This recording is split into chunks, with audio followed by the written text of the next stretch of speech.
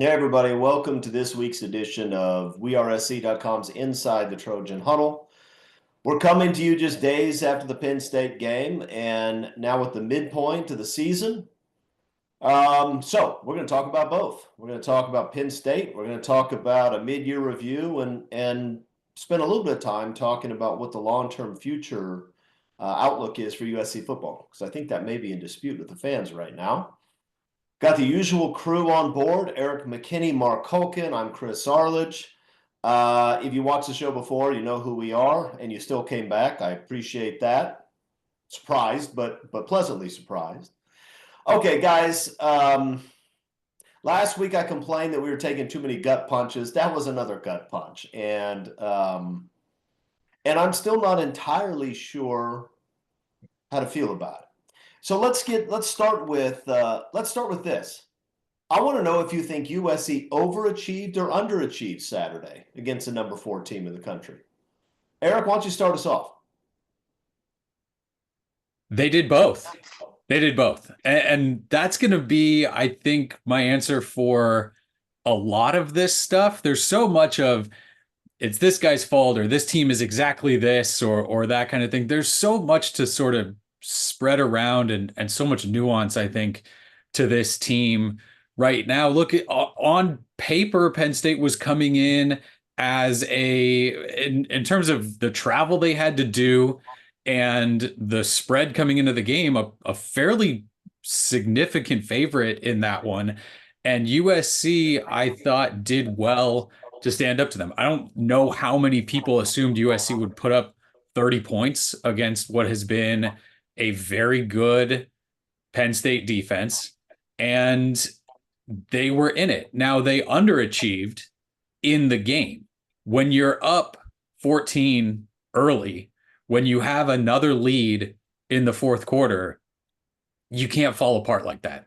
You can't fall apart, and that is underachieving for a USC team that should be better than 3-3, should have found a way to win more close games than they have this year. You're basically 1-3 in any type of close fourth quarter game where you've played your way. You haven't lucked your way into being in these tight fourth quarter games. USC, when they took that lead, took it to Penn State, and that's the overachieving. The fact that they physically pushed Penn State around for big chunks of that game and the entire first half. I don't know if that was the expectation for USC. So overachieving, yes, in part of it. What it's going to be remembered for is you underachieved late and you let one guy on offense absolutely destroy you. And you can't do that. So again, it's both, but the takeaway is when it really mattered, when it mattered most, you underachieved because that win was there. And the way you played in that first half, you have to win that game. Mark, what do you think? They overachieve or they underachieve? Let me tie a bow on this one for you. Did you know that teams that outrushed their opponents, won the turnover battle, and led at halftime this past week, just using this past week alone, those teams went 22-1.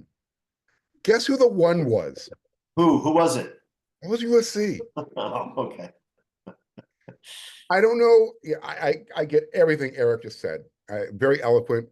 But to say that this team did not underachieve in this game, you did everything you were supposed to do, and you still ended up losing this game.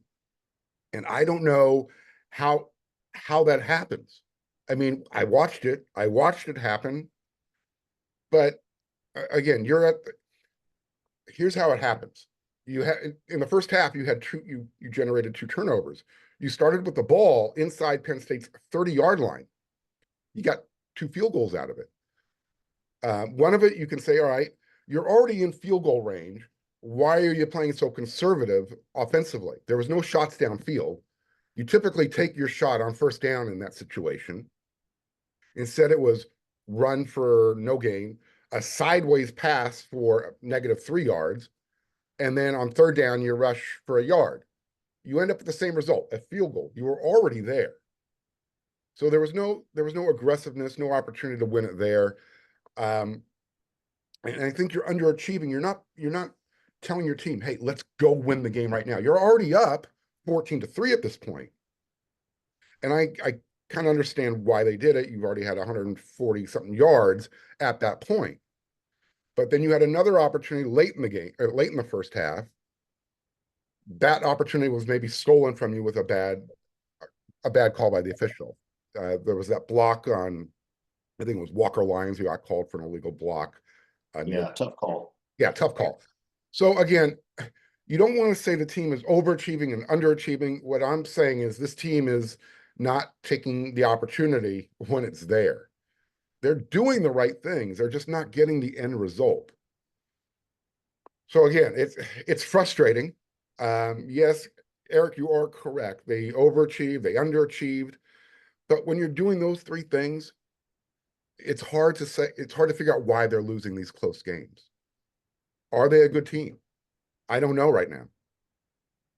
Well, remember when USC was a second half team? Remember a few weeks ago when we were talking about that? USC has played two top 10 teams, and they stood toe to toe with both and took both down to the wire.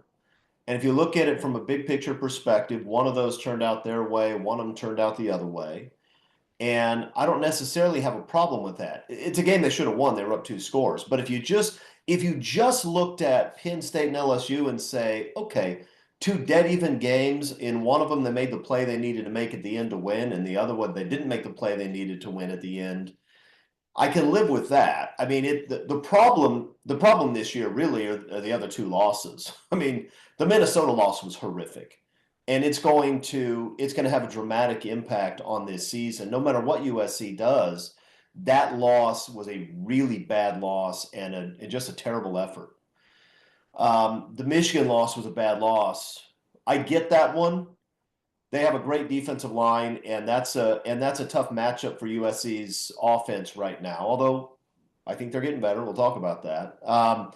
But a great defensive line, a big, famous, loud venue, first true road game. It was a bad loss because they had the game won, and the only way you could lose that one is to give up a long run at the end of the game, and they did it. But I mean, those 2 games if you're 5-1 and you have this close loss to Penn State and a close win over LSU, you look at the seed and say, okay, USC's a legitimate top 10 team. Let's go on a run here and get in the playoff. It's the other 2 losses that are devastating. But once you have those losses, you need to win this game. In close games between 2 good teams, and I think USC is a good team. You don't beat LSU. You don't take Penn State to overtime if you're not a good team. You also don't lose to Minnesota if you're a real good team. They're good, but they're not that good. It's going to come down to who's going to make the critical mistakes and who's going to make the big plays. USC made some big plays in this game, but Penn State made more, and they made it when they had to get it. And the same problems USC's had for some time popped up late in that game. USC has no pass rush right now, none, 0. And the one time they engineer a shot at the quarterback is a 4th and long that could have ended the game, and they couldn't get him. But it makes it difficult when you can't pressure the other team's quarterback, and the other quarterback's pretty good. Despite that, they made some plays on the guy. I mean, they had 3 picks, 2 that counted. So did they overachieve or underachieve? I think USC is a team that should be able to play with Penn State, but I do think Penn State is a better team, and I think they're a better team because of experience advantages they have, and because they have more talent up front defensively. But that's a team that USC can play with. They did play with them. They just didn't make plays at the end. So I think they did what I thought they were capable of doing. But right now, USC is a team that can't win a close game. Let's do this. Let's focus on the offense just for a second. Eric alluded to it. It was maybe in some ways surprising. USC has struggled offensively quite a bit this year. They put up 30 against a very good Penn State defense. Probably should have been more, as Mark pointed out. They ran the ball really well against a tough defense. There are some good things. but it wasn't all good. Mark, what do you think? Give me your thoughts on the offense's performance against Penn State. Well, they ran the ball great in the first half. I mean, I mentioned they had 143 yards on their first 7 carries. Yeah, I get it. 75 of that came on, Quentin Joyner's touchdown run. Nevertheless, they finished the game with 189. So Penn State did make the adjustment. I don't know if USC's passing game played its best game, while its offensive line might have played it, and I'm using finger quotes here, its best game in pass protection against a quality defensive line, and Penn State does bring that to the table. Miller Moss was only sacked 1 time, but he was under pressure, but it wasn't the same type of pressure that we've seen in the past. And he was just off in this game. There were some throws that he typically makes, he didn't make. Again, there were a couple drops. There was some pass interference calls that were not called. The passing game wasn't working. And to put that into perspective, even though his numbers weren't terrible, he threw for 220 yards. He missed 13 pass attempts. He's what? I don't have the exact number in front of me, but Penn State's tight end, he had 17 catches for 224 yards. Miller Moss threw for 220 yards. That kind of shows you where USC's passing game was in this game when you're running the ball really well. And when you can't get both sides of your offense, both components of your offense to work together, it kind of makes the offense look like it's a little herky-jerky. Some of that had to do with keeping the tight end back to help with pass protection. Miller didn't have that extra option out there in the field. But again, you would think you're playing at home, you're winning the turnover battle, you're running the ball for 8 yards a carry, 7.9, whatever it averages out to. You would think at home down the stretch, the offense would find a way to make it happen. It was Penn State who made the second half adjustments. It wasn't USC, and that was the difference in the game. Yeah. Eric, what are your thoughts offensively? I think the offensive line played its best game of the season. And we talk a lot about, can the offensive line just get a draw? Just make it so that the defensive line is not ruining the game and that you can operate. And I thought that they played well. And it's a little bit like what we talk about with USC as a team overall, if we talk about them being good or not good. The problem right now is we talk about USC being 10 to 15 good. We don't really talk about them being 1 to 3 nationally, right? Elite. So that's where we are with the offensive line right now. A really good day for the offensive line. Still has holes in it. You still give up a sack. There's still some pressures. Moss still has some people in his face.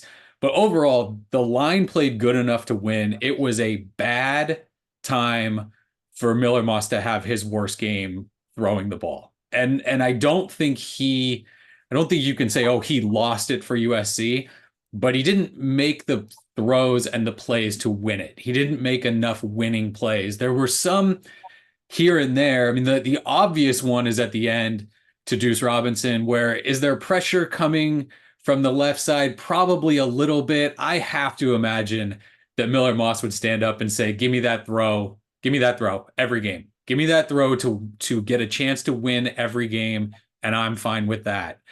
There was one early to Jacoby Lane on like a 2nd and 7 where it's just a comeback on the sideline and it sails and out of bounds, and that's a big target that you can hit there. Clean pocket, steps into it, and it just goes. That drive falters there. He had some unbelievable throws, and unfortunately his best one of the day is probably that one to Deuce Robinson that gets called back. But if there's not a holding on that play, you're saying, oh, he hit some big throws. They score a touchdown on that drive, and it's different. But when they needed him to be great, he was fine, and he was more hit or miss than I think we've seen from him. So that's something where you keep an eye, and I think there were a few plays there where you can see sort of what has happened all year and the fact that maybe he's anticipating pressure and the fact that if he's gone to his third read at any time this year, he's taken a helmet into his back or he's getting hit. And so there's a lack of sort of trust in, can I hold this and can I look and can I, go to a second, a third, a fourth read on these plays. I think Lincoln Riley needs some credit for making adjustments at this point and helping out the offensive line and making sure that everything was sort of, safe, I think, up there. But there's not a whole lot to really complain about offensively. I thought they ran it well. I thought they ran it quite a bit. Does Quentin Joyner need more carries after he does what he does? Yeah, maybe, but Woody Marks was great in that game running the ball. I mean, great at finding holes, picking up extra yards, all of that stuff. You've got a disconnect somewhere in the passing game where you're not really doing as much, I think, as you can in that passing game, whether it's hitting guys downfield, whether it's finding the right combination of routes, whether it's getting the most out of what each wide receiver can do there. You keep trying to hit Zachariah Branch downfield in coverage, and it's just sort of time after time after time, it's off. On one of the two, right? Mekhi Lemon, he's got to draw a flag. Probably on the second one, probably on the overtime one, where the guy locks him up at the line and never lets him go like 20 yards downfield. So I think you're taking some shots. Jacoby Lane, I think, needs to be a guy that's more involved. And again, you went to him a couple times. The one thing that stands out to me, and I know I'm kind of rambling at this point, but the one thing that stands out to me is that when USC has had those big receivers going back for as long as you want to go back, that sort of whatever kind of post you want to run, if it's a quick slant, if it goes kind of medium post, if it's deeper, if it's whatever, getting corners to turn upfield, crossing in front of their face and making it so that they have to play through a gigantic body and the ball is elevated a bit. Basically, the play that we saw them miss to Deuce Robinson. That play has worked through the history of USC's big receivers. And it just feels like it's not given enough of a shot at this point to just absolutely punish corners throughout the game and get your wide receivers physically involved in the game. And I think that's a miss in the passing game. Not being able to get anything out of the wide receiver screen right now is a miss in the passing game. And so those are things that USC really has to get figured out as you go forward. Yeah. Coming into this game, the big concern that every USC fan had was, would the offensive line get overwhelmed by Penn State's defensive front? They have a good defensive front. Abdul Carter is a top-notch pass rusher, but they have three guys up front that are good pass rushers. And if you would have told me that USC's offensive line would have performed the way they did on Saturday, I would have been thrilled. I mean, they ran the ball and they protected Moss. It's not that he was never pressured, but for crying out loud, against that defense, you can't play better. That group can't play better than they played. I thought Lincoln Riley got away from the run a little bit in the second half. There were the first possession of the second half, he tried a couple of runs. Neither one was successful. Next drive, 6 straight pass plays.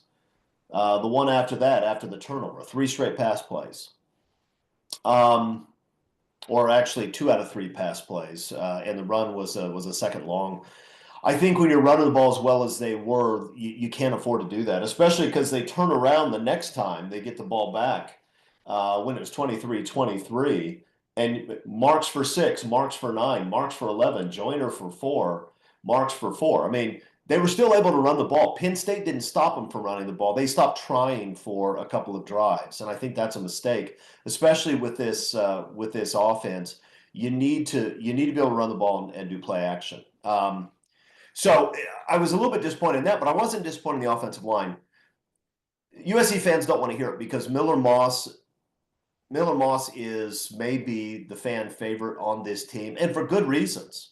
For good reasons. This is a guy who's stuck around when Caleb Williams showed up. He stuck around when USC was shopping in the transfer portal last year. He came in and threw 6 touchdowns in the bowl game. He beat LSU with some great play at the end of the game. And then he stood there and just taken wicked shot after wicked shot all season. I understand why everybody loves Miller Moss. I do.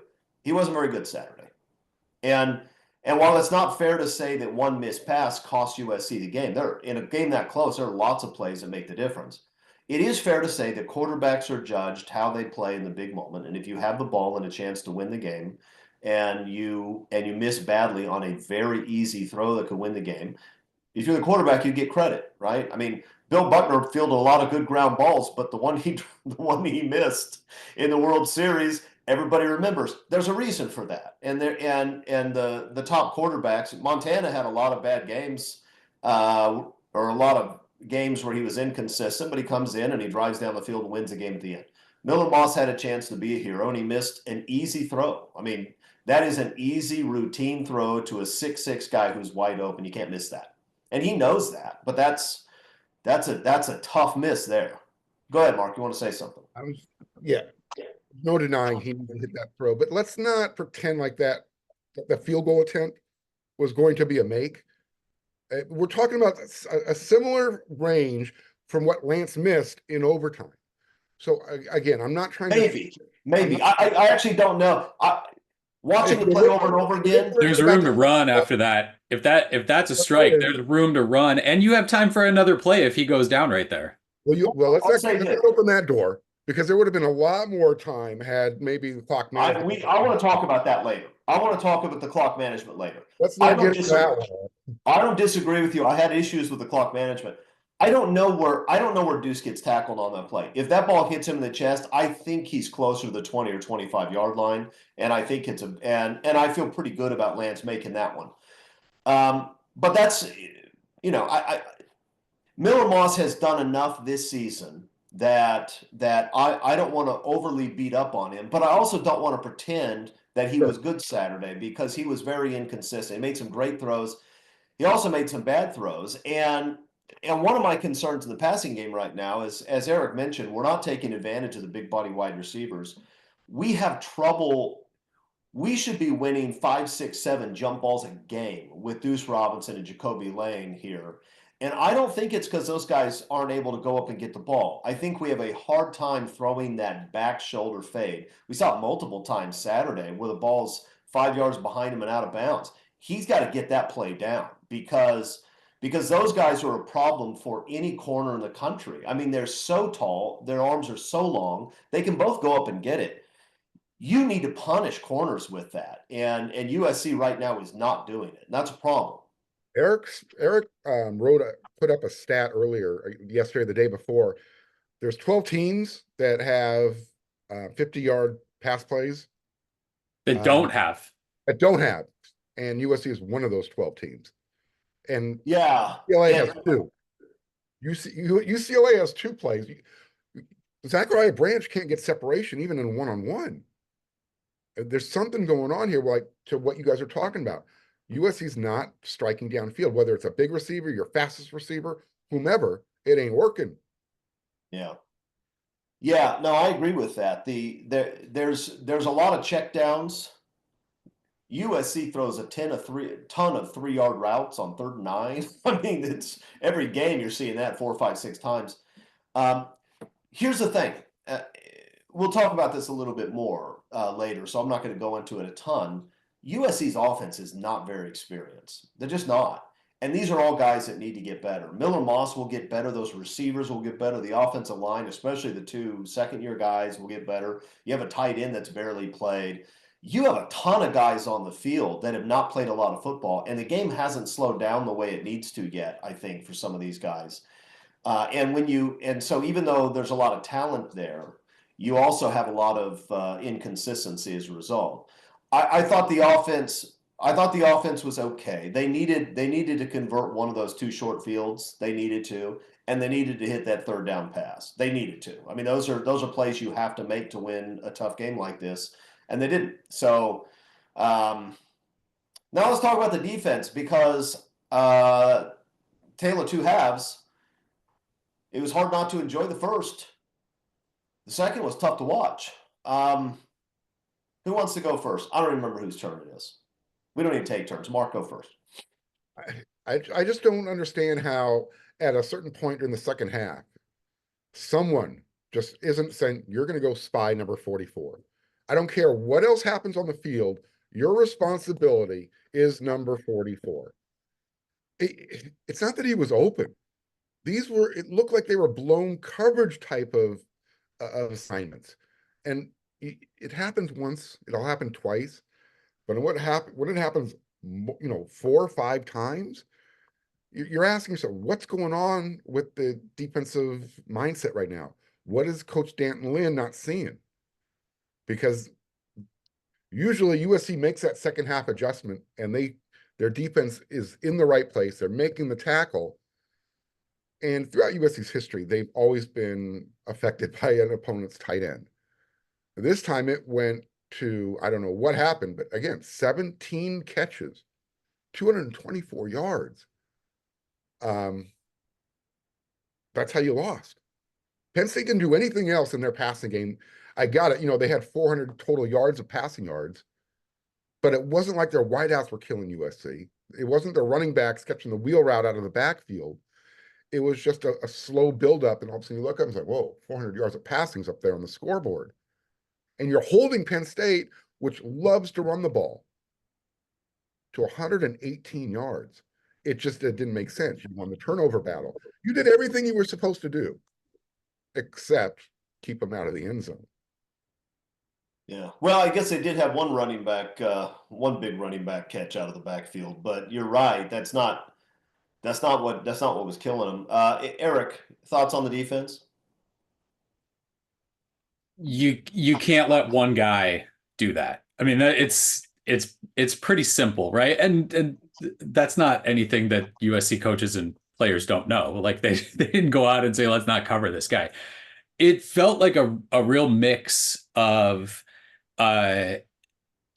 not like what Mark said, not fully buying into we need to shut this guy down with anything possible. And there were some plays where guys just blew it. Like you're clearly assigned to him, and he runs past you, because there were two that stuck out, and Lincoln Riley mentioned both of them on Monday, but in real time watching it, there's one where I think it was a play action pitch, something like that, where it goes to the outside. You've got a defensive back and a linebacker that just let Tyler Warren run right past them, and then he's wide open. There was another one where he goes out on what looks like a wide receiver screen.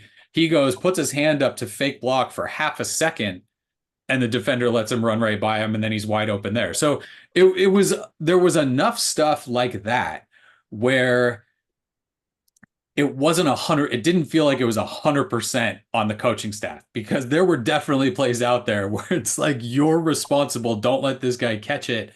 And then just absolute blanks. It was a little, it's not Tyler Warren, but the last touchdown Penn State scored, like that's a running back that comes in, looks like an H-back as a tight end. And it's almost like USC defenders just didn't understand that he could leak out and be a pass catching option on that play. I mean, guys were wide open. And I think part of it, and you hear coaches say all this all the time, like they've got coaches too.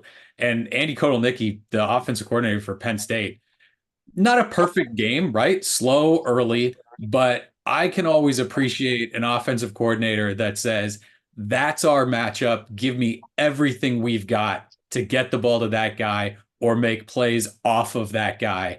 And that's what they did with Tyler Moore. Almost everything in that game was either getting the ball to him or using him to get the ball to somebody else. And I think that was the frustration from everybody defensively. The other thing, and we've seen this the last 2 weeks now, it feels like Minnesota did this too late, is they are making those USC inside linebackers go sideline to sideline, and they're not able to do that. They're not able to do that as well as they need to against these two offenses that we've seen. And I don't know how much of that is you still have to say, because it's not like Minnesota and Penn State got nothing out of the running game. Like the reason that USC, I think, did well against the running game is because they paid a lot of attention to it. So if you're asking your linebackers, hey, we need you to stick in there and play the run on this and cover the middle of the field, it's tough to get to the outside. But you saw a few times where, especially when Warren would kind of stay in, chip, kind of look like he's blocking, and then release, and everybody was slow to stay with him or just sort of lost track of him. So that's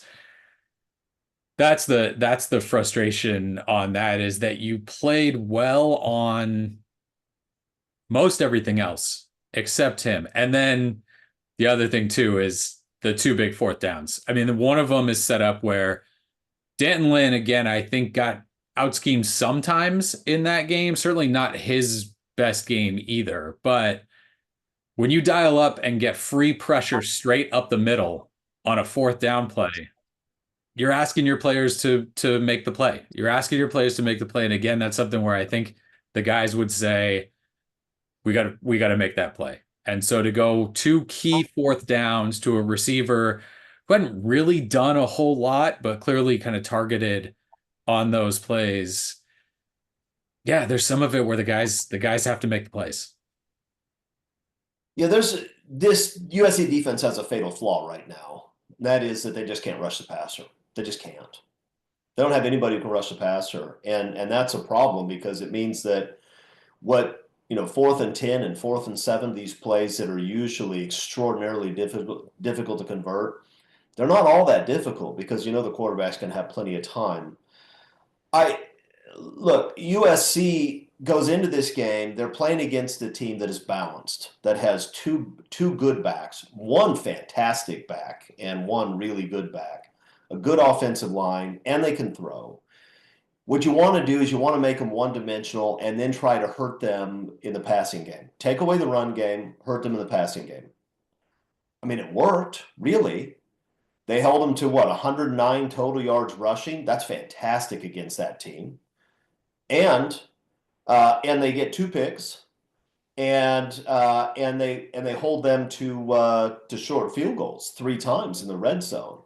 That's actually a pretty good defensive performance against this team.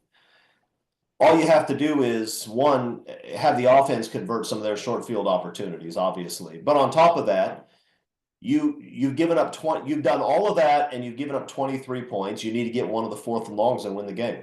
And it's just hard to do that when you can't rush the passer. And USC has a real problem there right now. The coaches have done a fantastic job taking a modestly talented front 7, especially in the interior defensive line, and making it where good running teams have struggled to run. LSU couldn't run very well. Penn State couldn't run very well. Minnesota did. That's a different story. They've done a pretty good job.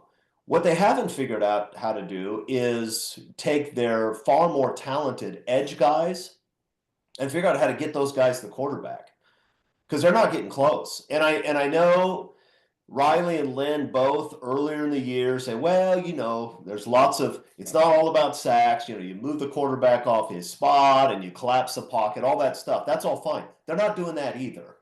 The quarterback is not threatened. And I'm surprised by that.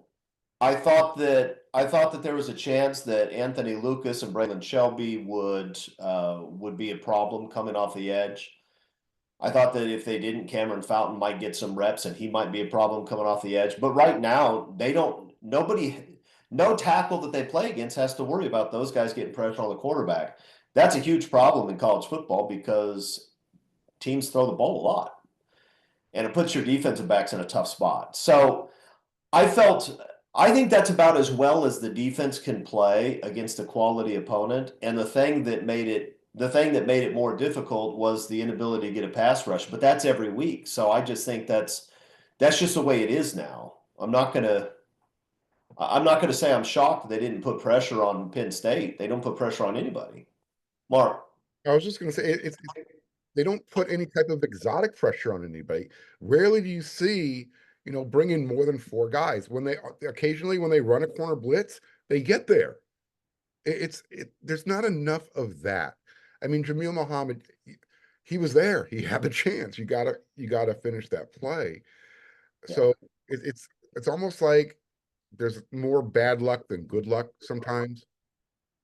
Well, if you're going to bring 5 or 6, though, you better get there. And Well, they have occasionally, but this is a team that has what, 6 sacks in 6 games. So I think if you're Lynn, you say, all right, we want to stop the running game. We want to play solid in the pass game. Don't let people run by you. Try to get a holding penalty, try to get your hand on the ball, get off the field, and try to get out of that game having given up 17 to 23 points. I think that's how he looks at it. And I can't fault any of that because that should be winning all of these games. It's not because the offense is struggling. I think because of inexperience, but that's not crazy.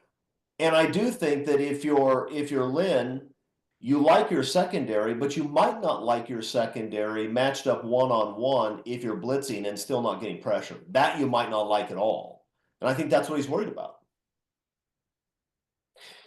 Okay, well, that's Penn State. Let's never talk about this again. Let's talk about the game time app. I like the game time app. The game time app served me very well Saturday at the game where I got 6 tickets.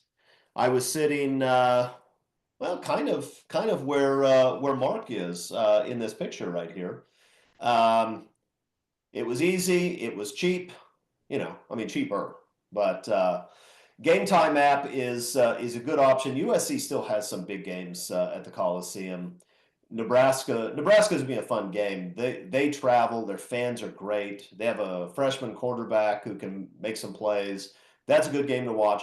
Obviously, Notre Dame to end the year. I think USC is going to be in a position where they have a chance to knock Notre Dame out of the playoff with a win, and that's going to be a game you want to see. So go download the Game Time app. Put in your code on3 ON and the number 3. You'll get $20 off your first order, or do it on your laptop. GameTime.co. It's a good service. They're doing a good job. Terms apply to that offer, but I think that there's a good chance you're going to get the $20. I know I did. Guys, since we're doing commercial breaks, Eric, does WeAreSC offer anything special? Seems to me they should. Yeah, we can do that for you, Chris. All right. We need that? Yeah, dial something out. WeAreSC.com right now. Sign up for an annual membership. Use code JOIN50, $4.99 a month for a yearly membership to WeAreSC. Come on the board. Look, celebrate the string of wins that USC is about to come off to. But before Saturday, if you need to come and safe space to vent and get your thoughts out, we're here for you.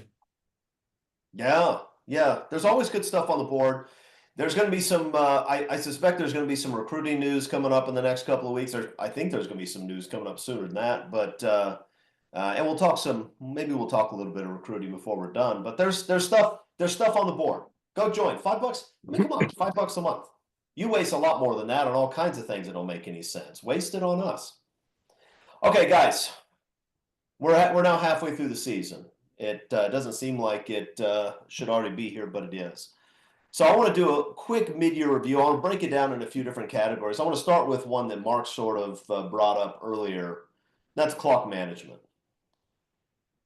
How worried are we about Lincoln Riley as a clock manager at this point? Mark, I know you're worried, so I'm going to let you go off. Go ahead. Yeah, he's not good at it. Look, I get both sides of the argument on how he approached this last game. I get it. But when your quarterback has struggled during the game, it doesn't look like he's out there throwing with a lot of confidence. You might want to give him as much time as possible.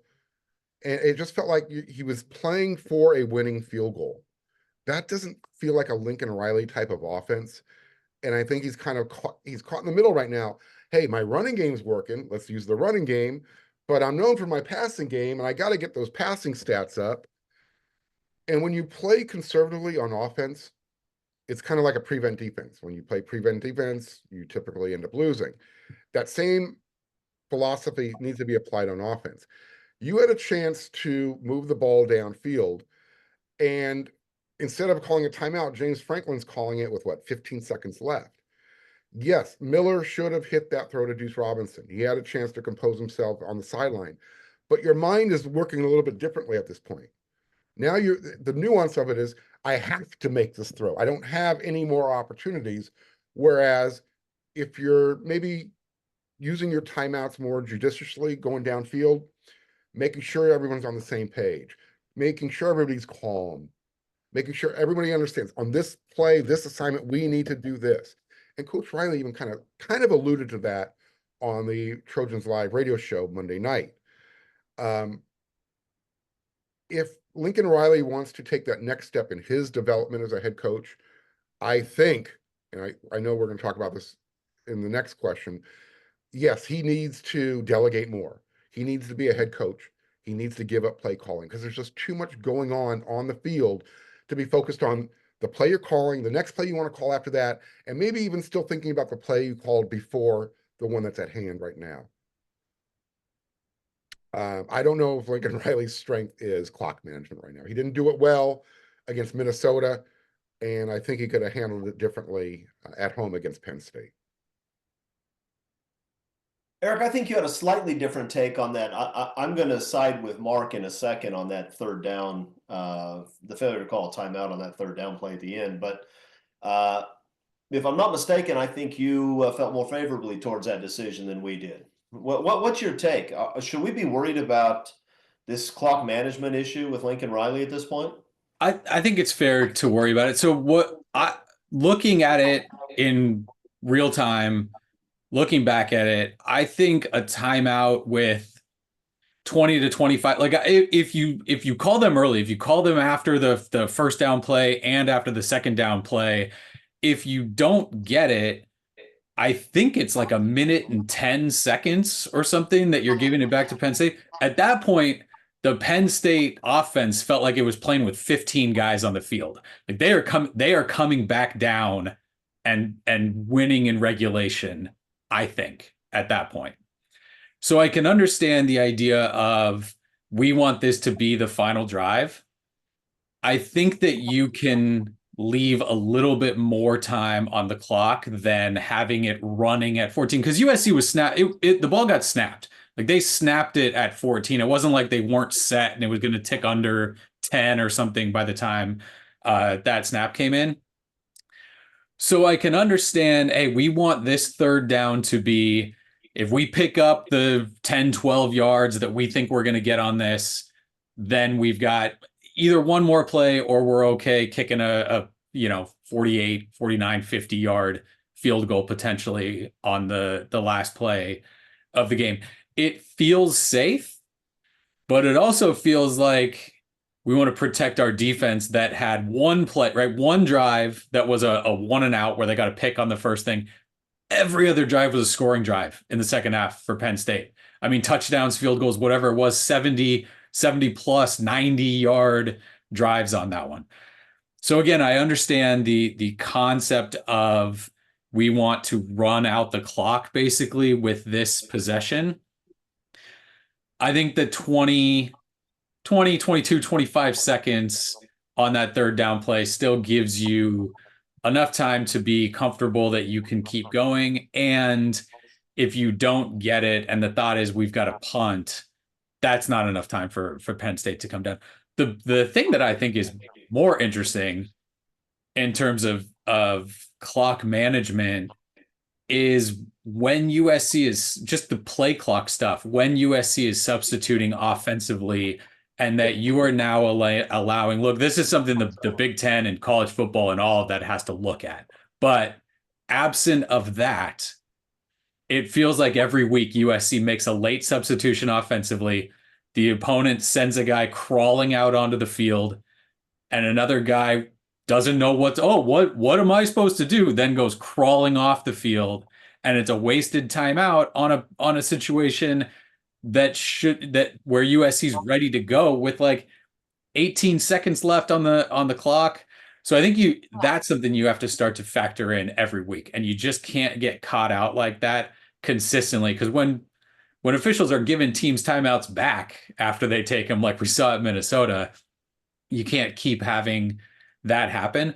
But no, the clock management at the end of halves, at the end of games, there's enough now where it's like, even if I can understand what you're saying, it's like right on the line too many times. I don't know if it's Les Miles-ish yet, but you don't feel confident every single time that, hey, we're going to be able to do this. It feels like a lot of times Lincoln Riley thinks that if the clock's running and we're going and the defense has to think on the fly, we have an advantage in that situation. But boy, there's a lot of like last second field goals where it feels like you're giving up some offensive plays that you could push a little bit harder on those. And that was my point before you get started, Chris, is you've got what, 45, 48 seconds. You're on the plus side of the field. Use that time. You're saying, we got 2 plays to get that first down. And when you allow it to creep down to 14, 15 seconds before James Franklin calls a timeout, again, it's just you're playing. They're dictating how you're going to play. You're not dictating how you're going to play, and that's my problem with his time management. Yeah, my issue with the end of the game was not running the clock down prior to that third down. I thought that made perfect sense. I also didn't want to see Penn State get the ball back. But I remember looking at the clock at about 33 thinking, you got to call it now, because if you wait till 14, if Deuce catches that ball, let's say he gets tackled, I don't know where he would have been tackled. Let's say he gets tackled at the 32-yard line and you're down to 6 seconds. You're forced to kick a very long field goal, even though you have first down, you had a bunch of timeouts in your pocket. If you call the timeout at 33 seconds, you run a play, it's incomplete. Now it's 28, 29 seconds. You punt the ball. Penn State's getting the ball at their own 10, 12-yard line with, 24 seconds left in the game. I mean, you got to be able to count on your defense to play from there. So there's no reason to give up the extra couple of plays they might have needed to get at least to a chip shot field goal. And I thought that was a mistake. And it's not something that Riley didn't think about. He said they were talking about on the sideline. Should we do it? Should we not? I think it was just a bad judgment call. And I think it was a coach who was playing not to lose because his defense had really struggled for an entire half. And so he was worried about giving it back too soon. But once you got down to the low 30s, it wasn't going to be too soon. You've got to call it there. You're right. USC has to stop subbing offensive players with 17 seconds on the play clock. You can't run somebody out at that point. It's just too late. And maybe you'll get the playoff, maybe you won't. But a lot of times they're snapping the ball with 1 or 2 on the clock because they waited so long or wasting timeouts. So I think he needs to fix that. Now, does that mean that Lincoln Riley should change his role? I think Mark Culkin is saying he needs to stop being the offensive coordinator. He already gave up the quarterback coaching to somebody else. Maybe he needs to give up that also. Eric, what do you think about that? Have you seen enough this year to suggest that Lincoln Riley needs to take some things off his plate? Not yet. What I don't understand, I guess, about he needs to give up play calling is like his whole thing is play calling, right? I mean, if you go back and look at any of his offenses and what he's done and what he's known for, it's diagramming offense, play calling, putting up huge numbers. And the issues that people have are, can you oversee a defense? Can you clock manage? Can you run practices? Can you do all of that sort of stuff? So I'm a little confused at why the thought is he should only do the things that people seem to have issues with him doing and not do the things that have seemingly been his strength over the course of his career.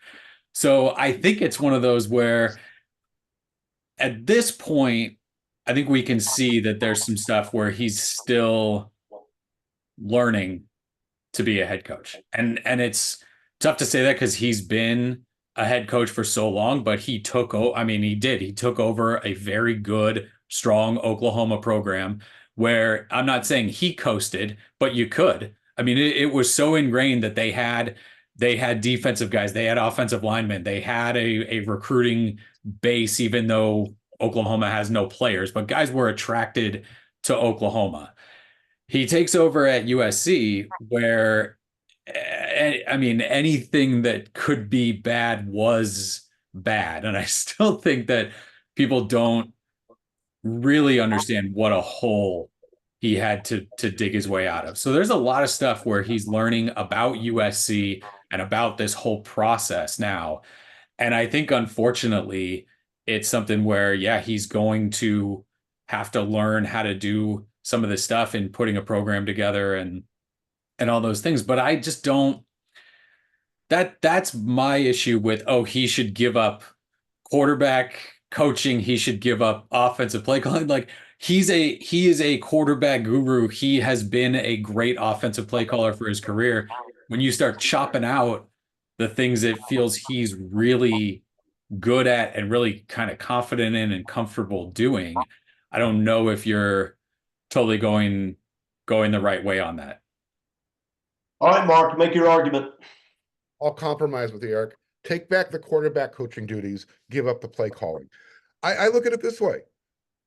Who give me a top tier college head coach that calls their offensive plays and that's winning right now? The closest you're going to come is Steve Sarkisian. He's gotten there, but he hasn't won anything. So that's my thing. There's just so much involved. There's so much involved during the game that as a head coach, you got to be focused on everything. And when you're kind of focused in and narrowed in and have that tunnel vision on, I gotta dial up the right play right here, right now. And you're thinking about the next play down the line. You're just not focusing on all the little things, and it starts to affect your clock management, your substitution patterns. You might be sending a guy in late because you're thinking, all right, now I got the right play. Hey, there's 15 seconds, go on in. And at least it's a trickle down effect for me. I come back to this. Pete Carroll, he didn't call his own plays. He surrounded himself with the coordinators. Well, he did in the early years. He absolutely did. And I don't know that the defense got better when he stopped. Did it? It didn't pay off for him, though, did it? He learned. Well, I mean, it did. He won national championships calling the defensive plays. I don't think he gave it up until after that. We're talking about the offense. Steve Spurrier called his plays, won national title. I mean, look, here's the thing. I get what you're saying, Mark, except what he can't focus on if he's calling the offensive plays is whatever's going on with the defense. He's not going to be involved with them when they're on the sideline. But he probably wasn't going to be anyway. I mean, the reason you hire the defensive staff he hired is because those guys have it. If he gave up the play calling duties, I don't know who he's going to give them to. Josh Henson, really? But okay, let's say he gives up Josh Henson. You're spend $2 million or whatever they spend on Danton Lynn. Go spend equal money on an offensive coordinator. Well, here's the thing, though. My question to you is, what do you think Riley's going to be doing on his headset on the sideline while that guy's calling the plays? You know he's going to be intimately involved. And while Pete Carroll may have given up calling the defensive signals, there's no way in the world he wasn't active in saying what he wanted to see done. And I bet he was still calling much of it. It's just, I'm not saying don't let him be involved. In order for him to grow and develop as a head coach, he's got to delegate more. It took him how long to figure out defense is important? He talked about it this summer. You know, giving up the quarterback coaching duties was the first step, I guess. And he'd be willing to do what's best for the team in the future, but right now he doesn't think it's the right time. Yeah, I think though that the reason you give up the quarterback duties is so you can have more time during practice, so you can be more involved in meetings, you can be more involved in more position groups. I don't think play calling's the same, because when USC's offense is on the field, whether he's the play caller or someone else has the title, he's going to be intimately involved in talking about this is what I want to do. He's going to be.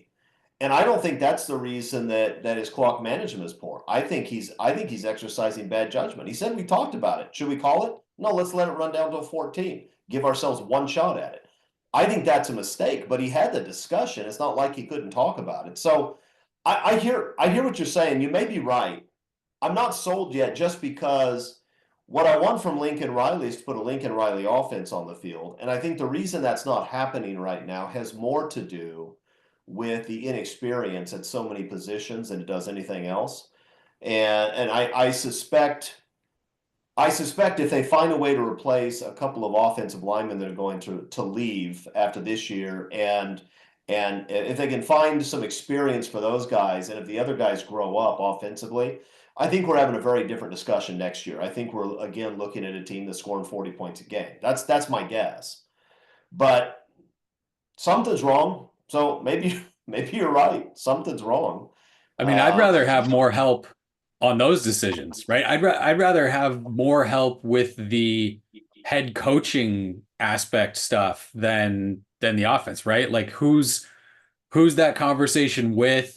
Do you have a longtime former coach like Saban made a habit of hiring constantly every offseason to have, with him on those staffs now that analysts can do so much more?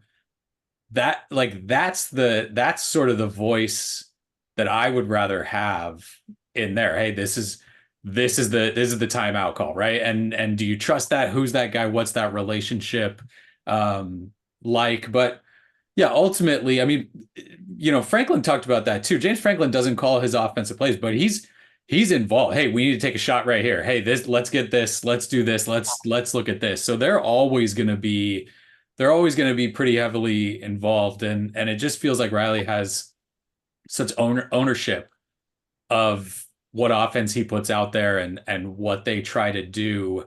That would be it. It would be a big change, bigger than letting Alex Grinch go and going in a completely different direction there. But I don't think Mark's wrong in, if it continues to not really work the rest of the year, that's another big offseason discussion point and sort of a find yourself moment for a head coach kind of still growing here. Yeah, I have the Big Ten officiating next on my list. I'm gonna be honest with you. I'm not sure I want to talk about that very much, but if you want to have 30 seconds to light into these guys, you can have it. I'm just going to say I'm extraordinarily disappointed at how bad they've been.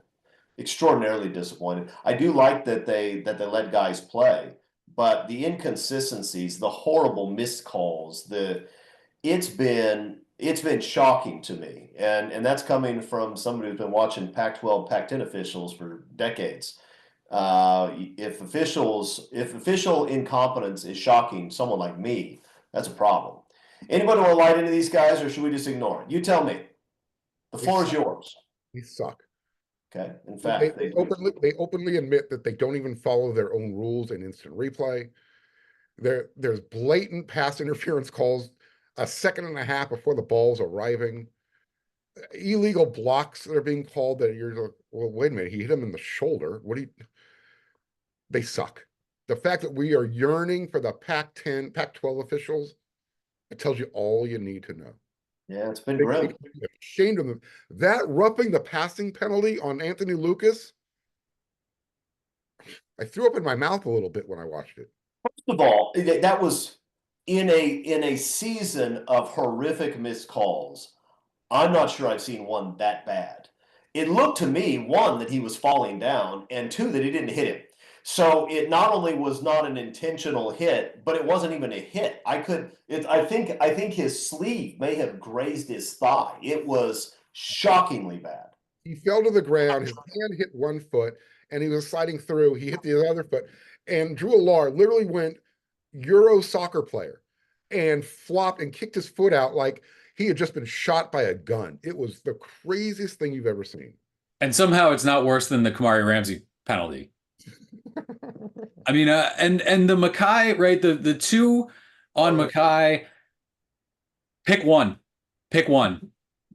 Right? Like you can't give one team consistently that much of an advantage downfield against wide receivers. Like if this has been going on forever, no wonder the Big Ten doesn't bother recruiting quarterbacks or throwing the ball down the field, because everyone's getting tackled down there. Right. Yeah, this is why they're all in the top 10 in defense. This is it, right? Guys downfield. Just tackle anybody, anywhere, anytime.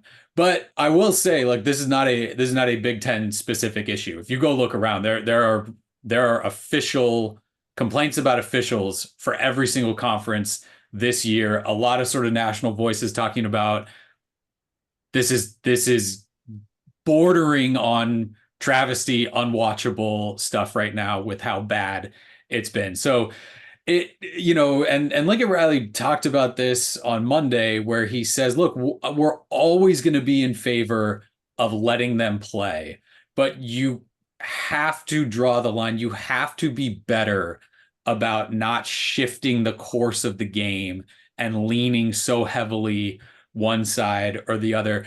There's some plays where USC wide receivers don't put themselves in good enough positions to come back and get the ball or to make a play. There's some plays where you have to see this guy has been holding this guy for 10 yards down the field and not trying to play defense, just locking him up. And it feels like you sort of slippery slope of well, yeah, that's borderline, but we're not going to call it. Yeah, that's borderline, but we're not going to call it. Well, we didn't call that one, so now we're not going to call this one. And so you just have to make better decisions. You have to see the play. And I think Lincoln Riley's got to say more comments like this. PJ Fleck talked about that Michigan call all week.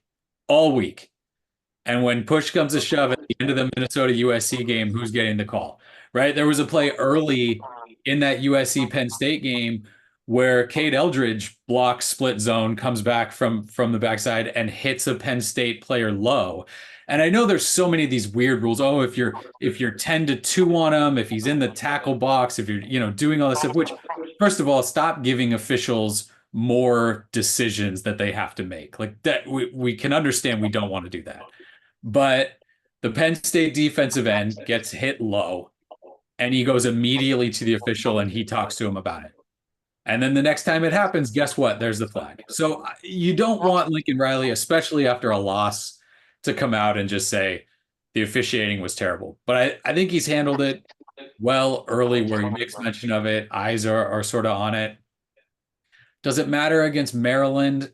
Probably not, right? You wanted him against Penn State. You wanted the calls against Penn State. You thought he did enough after the Minnesota game to say, hey, this was wrong. We need some calls. And it didn't happen. It feels like you're playing at South Bend every single week is what it so feels far. like. So far. And look, USC should be flagged for more holding calls on the offensive line this year. Like if Pac-12 officials, flags would be raining down from the sky with some of this stuff. But it feels fair, right? You're not getting them defensively. They're not calling them offensively. Like that sort of has evened out. The pass interference stuff, the one on Ramsey, the one on Walker Lyons, like that's hard to even play football when you're worried about getting flagged on that stuff. You just look at the two that didn't get called in overtime. I mean, you've got when the TV network is highlighting it in a social media tweet, it's bad. When you've got David Pollock, which is an SEC homer, saying USC is getting screwed, it's bad. So this isn't just the USC homer saying they're getting screwed. It's now other people are calling out, including TV networks. You got to fix it. You can't let that happen. Yeah, no, it's been disappointing. Like I said, it feels like you're playing it. When you're going to play at Notre Dame that they're going to get every call, and you got to be 10 points better than the other team to win. And that going in, and we complain about it, but it is what it is. But it shouldn't be that every week. It shouldn't be that at home, for crying out loud. So I don't know. All right, guys, I want to skip everything else on the list and jump to this, because right now I think there's a split amongst USC fans as to whether we're on the right path or we're not. And there are some people who, though it's foolish to say, are claiming that Lincoln Riley needs to be fired. Now, Lincoln Riley's not going to be fired. Lincoln Riley shouldn't be fired, but he's not going to be. Even Lincoln Riley could, that famous Trump quote about shooting people in the middle of the day on Fifth Avenue. And if Lincoln Riley could do that, he wouldn't get fired, I don't think, because he's got too many years left and the contract's too big. But I do want to talk about, is USC football on track? Is this are we headed the right direction? Or are we looking at the middle of year 3 and we're sort of still spinning our wheels, 500 football, and things don't look very good? I think both I think both positions are sort of reasonable right now. So let's talk about it. Mark, what do you think? Is USC on the right track? Are we headed the right direction? So you love the direction that the team is going on defense. You wanted to see improvement. They've made the improvement.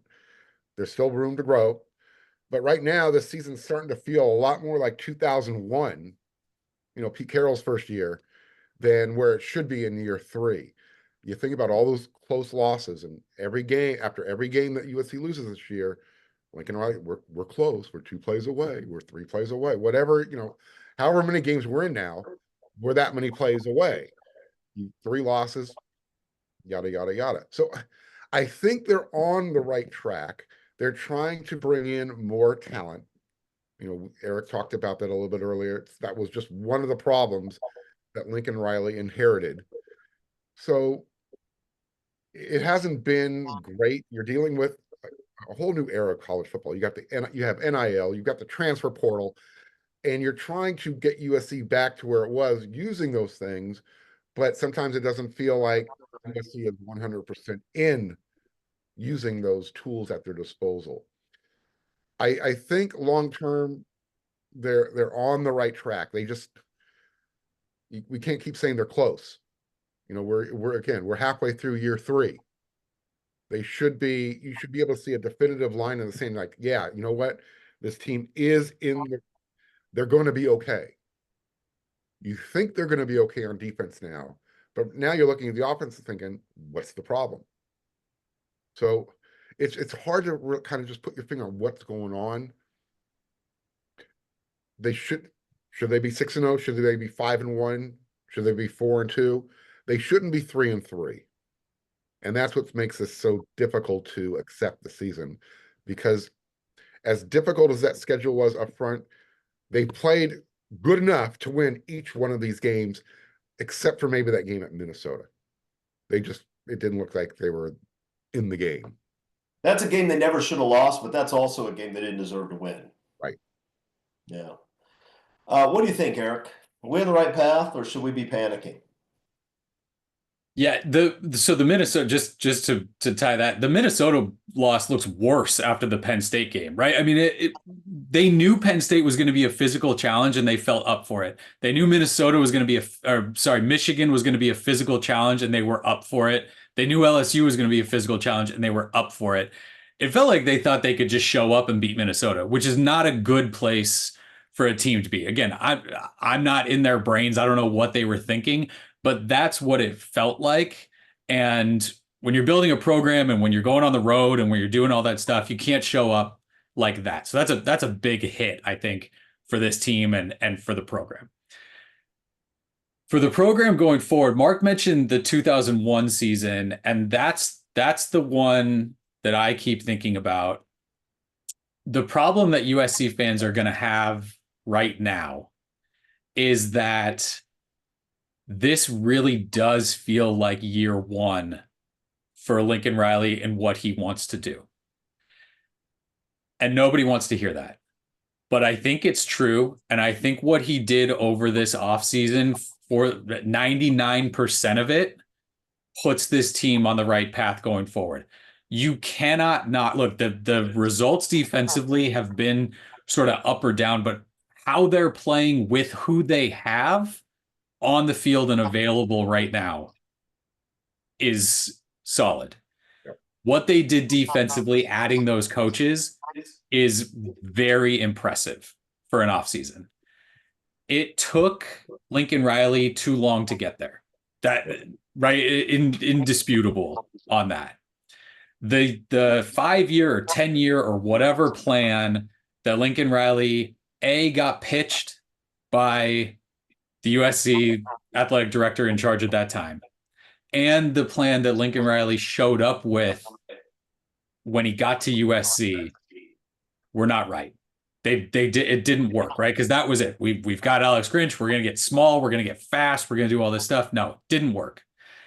So again, do you want to hear it as a USC fan when Lincoln Riley stood up there on day 0, basically, and said, we're going to win right now. We're going to fill the stadium. We're going to put the best roster in America together. No, you don't want to hear that you're in year one, 3 years in. But when you talk about where the program is right now today, and is it going in the right direction? I think so. I think you've caught yourself enough. I think you've shown this last offseason that you know how many significant changes you needed to make from what you did the first 2 years. And I think that you're on the right path. Again, I've said I think a lot, and I know USC fans are upset because when you hired Lincoln Riley, you thought you got an I know. You thought you got an I know, we're plug and play, we're great right now. And that hasn't been the case. There's been, people want to say, well, NIL looks better now, but when you got that slow of a start and you let other teams get that much of a head start and still have a head start, like yearly head starts on all of that stuff, that's a tough position to be in. And I also think that the conference that you're joining, all of that kind of stuff is harder now than it was when Pete Carroll took over. That second year in 2002 for Pete, like that team was clearly good and great. Pete took over a team with a couple of college football and NFL Hall of Famers on it and a bunch of NFL talent, not everywhere, but enough. And I don't think Lincoln Riley has that right now. When you look at kind of what's wrong offensively, what's wrong defensively, they don't have a guy. They don't have a guy where everyth's going to go wrong, but that guy's going to make the play for us. And when you don't have that, it makes it really tough, I think, offensively and defensively. So there's still a ways to go to develop the players that you have and to bring in the kind of players that you really need to be really good. But I know it sounds weird at 3-3, and yeah, they should not be 3-3 right now. You should be better than this, but I think again, the trajectory, I think it's okay. The biggest question is, can you be good now and later and next year and the year after that on the offensive line? And the way that they've recruited on the offensive line through the high school ranks and the portal too a little bit is, yeah, we want to develop these guys, but even the best developers don't hit it right on every 3-star guy. You go look at Alabama, they sign 3-star guys, and yes, some of those guys turn into really, really good players. Some of them get washed out and processed out. And if all you're doing on the offensive line, I know there's a 4-star guy here and there in this mix, but if you think we're going to bring in 5 offensive linemen and we've got to hit on 4 or 5 of those guys every year, that's risky. That's risky. And in this conference, when you see the offensive lines that come in and the offensive lines that are good, and defensive line to the same point, although I think there's maybe more confidence in how they're recruiting on that side. That's going to be the toughest thing, I think, going forward in how they're going to build this program is, can you figure it out on those lines, and what's your hit rate on the guys that you're bringing in? Yeah. Pete Carroll was almost 3-3 in that second year. USC was 3-2. They were playing Cal at the Coliseum. They were down 21-3 in the first half. He was almost 3-3 in 2002. And frankly, he probably would have been had they had replay, because Kareem Kelly caught a touchdown pass to make it 21-10. He didn't catch that ball. So we talk about Pete's first year. What happened Pete's first year is the team started to play harder and they started to play more disciplined. And in the second half of the season, they got an easy schedule. The first half of the season was brutal. Oregon State, and Washington were all top 10 teams. And I know people say, well, Pete had it easy because the Pac-12 wasn't any, or the Pac-10 then wasn't any good. Actually, they were when he showed up. The Pac-10 wasn't any good when he left because he had murdered everybody. They were all dead. They were all gone. He was Genghis Khan. He ran through the conference and destroyed their villages and took their wives. That's what Pete did. But it wasn't true when he showed up. When he showed up, it was a good conference, and they struggled against those teams. It took Pete a year and a half to turn it around. And Lincoln Riley, it feels like year one because Lincoln Riley threw away the first 2 years with the Grinch experiment. he should have known that Grinch couldn't coach when he brought him over from Oklahoma. And had he hired a good defensive staff, they would have made the playoff that first year. Then everybody in the world knew Grinch couldn't coach coming into year 2, and he retained him anyway, and it was an unmitigated disaster. So it took him 2 years to figure that out. It's Lincoln Riley's fault that USC's 3-3 in year 3. That being said, I actually think they're on the right track. The 2 best teams in the conference are the 2 teams that have the highest payrolls, and it's not close. USC did not want to play the NIL game. They didn't. I mean, they were trying to get some deals for Caleb Williams with Beats and other people, right? Like real NIL deals, like legitimate stuff. They were okay with that, but they weren't willing to spend money. And if you're not willing to spend money at a school like USC in this day and age, that means you're going to recruit somewhere around number 15 in the country. That's what they did. If they'd been spending money, they would have been top 5. That's turning around. USC still doesn't spend money the way Oregon does. I mean, Oregon has a fantastic roster because they just pour boatloads of money out there and figure out which 5 stars run over to pick it up. Their recruiting is so good that even Dan Lanning can look like a decent coach. And that's how good their recruiting is. USC still doesn't recruit like that, but the you can see the results now where USC is actually at least playing the NIL game, and the recruiting looks different than it had the last couple of years. They're starting to turn it around, except maybe on the offensive line. And I think Lincoln Riley's going to have to ask some hard questions in the offseason about that position on his staff. I don't know that it's Josh Henson's fault that he wasn't landing elite guys. Maybe it was an NIL issue all the way. I do see some evidence that maybe Josh Henson is slow to get after recruits the way, say, Coach Henney does. And he's not having the same splash that Henney does. I think it's probably safe to conclude that he's not nearly the recruiter that Coach Henney is. Now, in fairness, very few people are.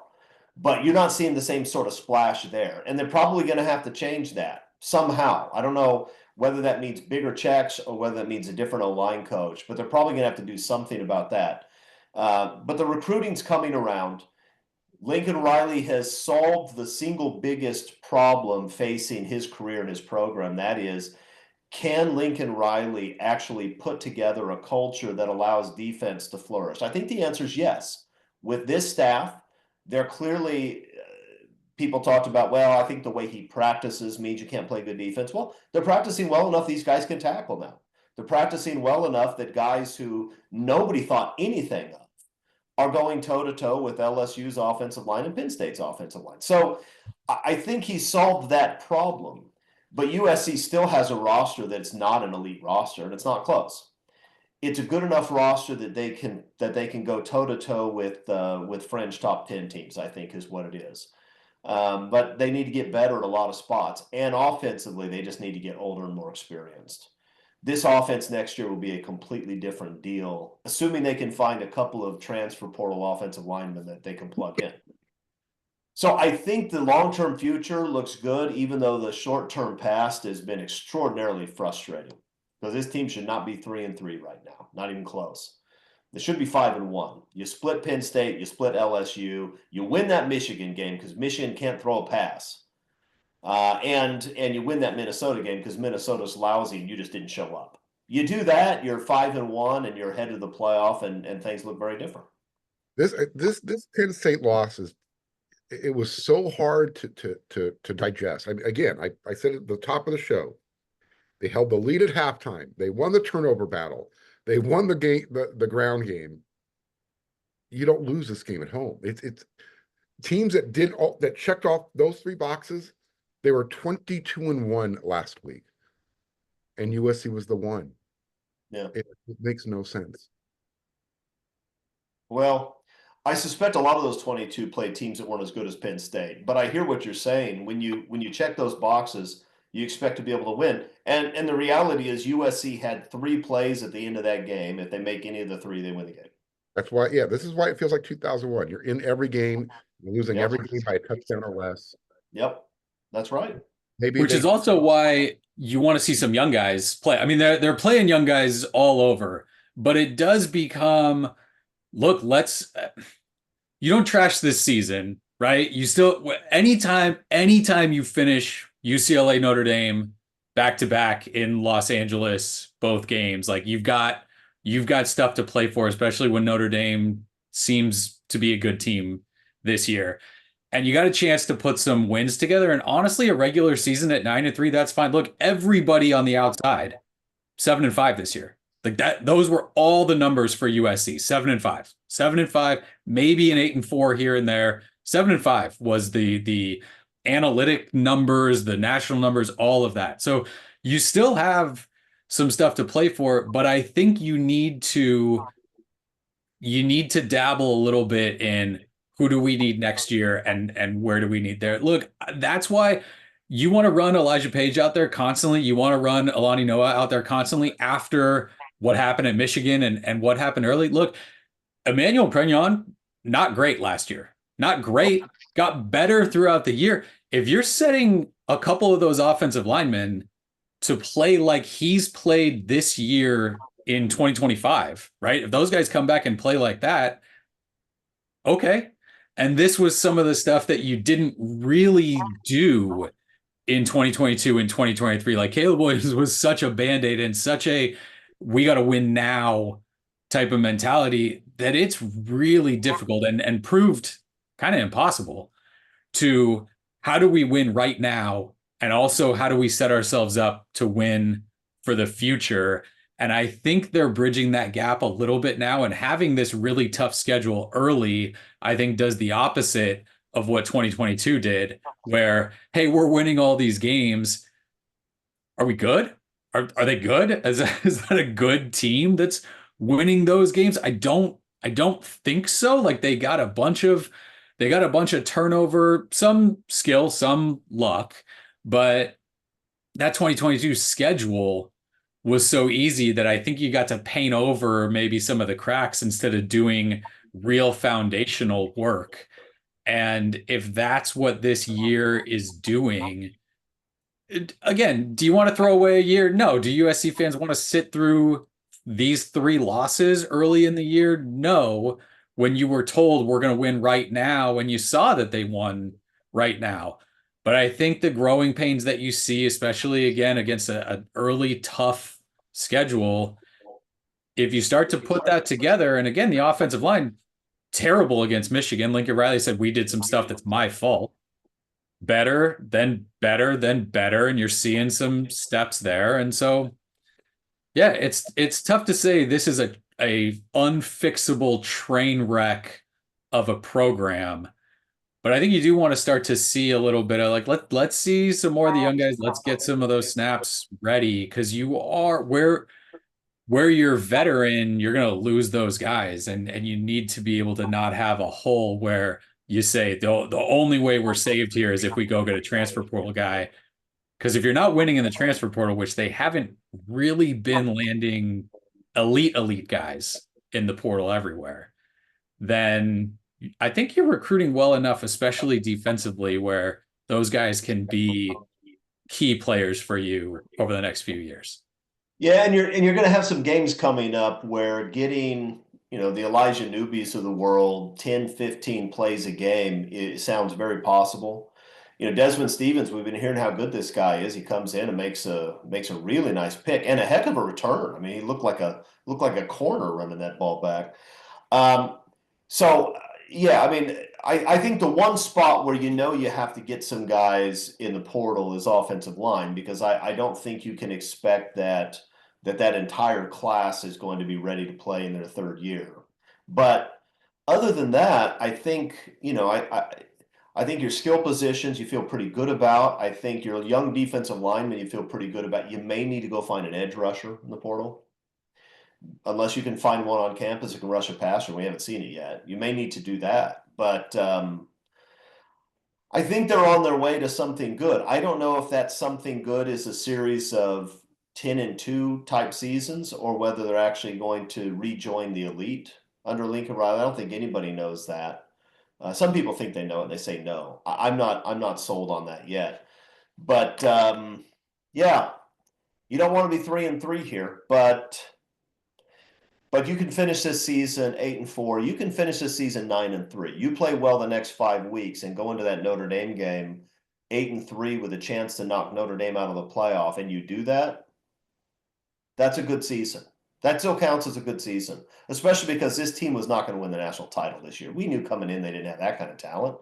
I was saying 9-3, 10-2 if they can pull off an upset, and they can still get to 9-3. They probably won't because that requires too much consistency, but they could, and they can certainly get you to. They can certainly beat the Irish and knock them out of the playoff in the regular season finale, and that'd be pretty big with what will undoubtedly be an enormous group of recruits on the sideline for that one.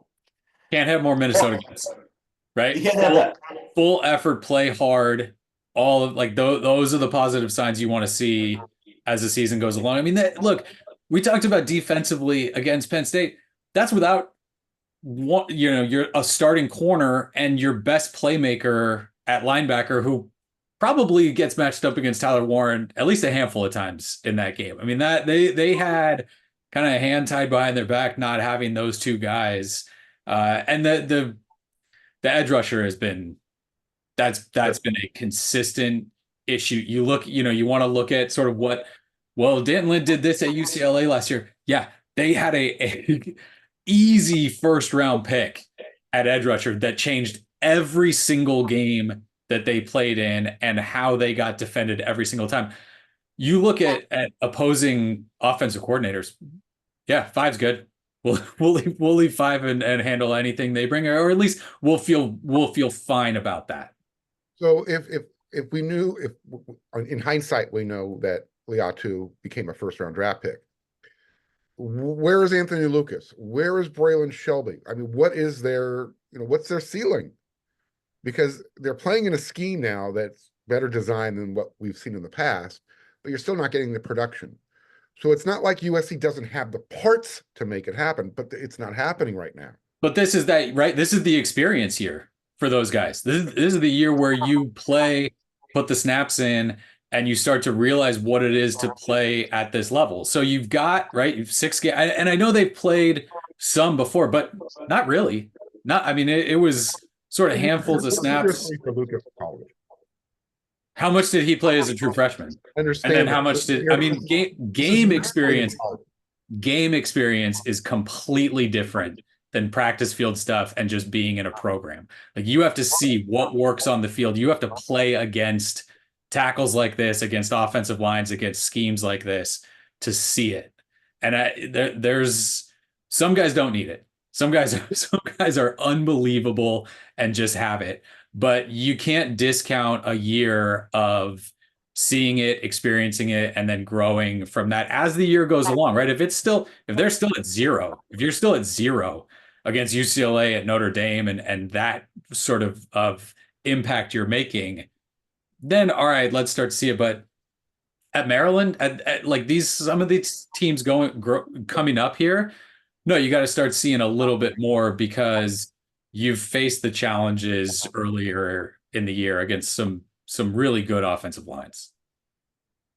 Yeah, the edge guys have done much better against the run this year than they have in the past couple of years. I mean, the past couple of years, USC never kept contained. It's just like they rolled out a red carpet around the outside. But those guys have played pretty well against the run all year.